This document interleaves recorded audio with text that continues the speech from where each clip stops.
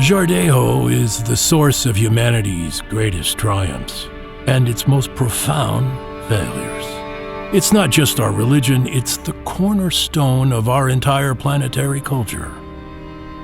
The evolution of Jhardeho over time is as fraught with conflict as any institution. Somewhere along the lines, it split into two competing factions, the Mystics and the Jhardeho Order. The Mystic Jhardehos are the most powerful, but the most apathetic. They believe that despite all their gifts, they have no real power to influence the future, that everything follows the ultimate design of the Star Makers. They serve as record keepers and educators, but mostly separate themselves from modern society. The Jhardeho Order are the opposite. Under them, Jhardeho has been bastardized into a poor man's religion. The Order revels in its systems of control. By sowing fear, they are also sowing the need for salvation.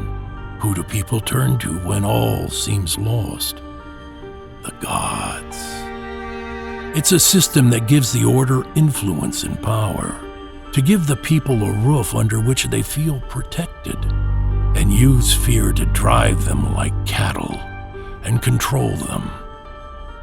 The Jhardekai, the Rao, war, the Watchmen, poverty, dwindling access to food and water, the banning of books, the suppression of information. The list of things to fear goes on, and Maldoror uses all of it. Its biggest overreach has been in its initiatives with Bethema Labs. Bethema is among our oldest institutions, having operated for nearly a millennium. Its successes have helped ensure our longevity as a species by preserving genetic diversity. For that reason, Bethema babies are called desirables. But that begs the question, what is desirable? In just a short time, Maldoror has ravaged Bethema's legacy.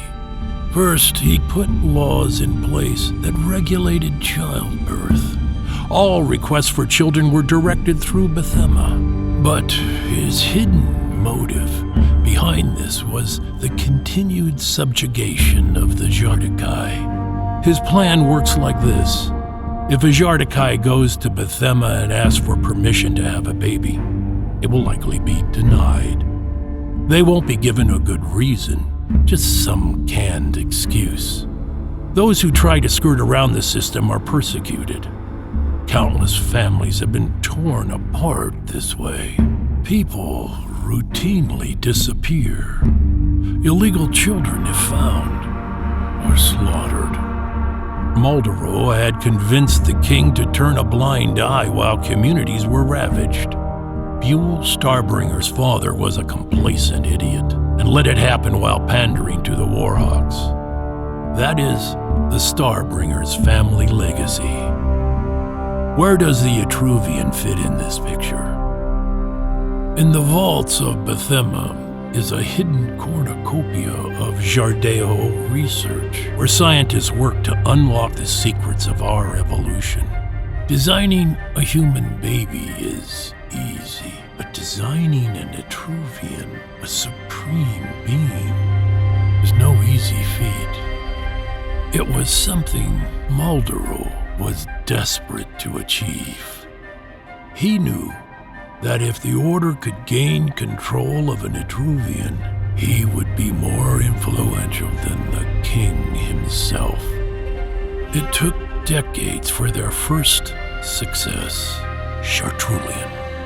But the Etruvian isn't a formula to be cracked. An Etruvian grown in a lab is still an Etruvian, and therefore still part of the Star Maker's design.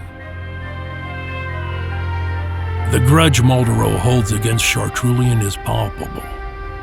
My theory is that Maldoror's greatest fear is for someone to do to him as he has done to the Jhardekai. Since Chartrulian's exile and the Order's fallout with the Starbringers, that fate is all but guaranteed. There will be a breaking point, and Malderot will face a reckoning. The question is, who will be the one to deliver it?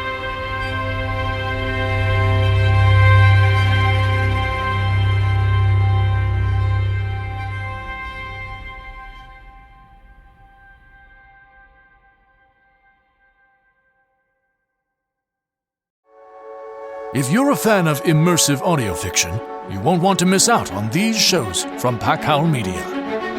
The Madness of Chartrulian. Will this world accept my vision of the future? Or is all of this a mistake? The Nebulous Saga. You killed my family. They killed mine. And for 10 years, I've been making the Alliance pay. Tales for Howling at the Full Moon. It is not my worth that brings me here. It is my calling. Another day, another chosen one. To learn more about our shows and find out how to support independent creators, visit packhowlmedia.com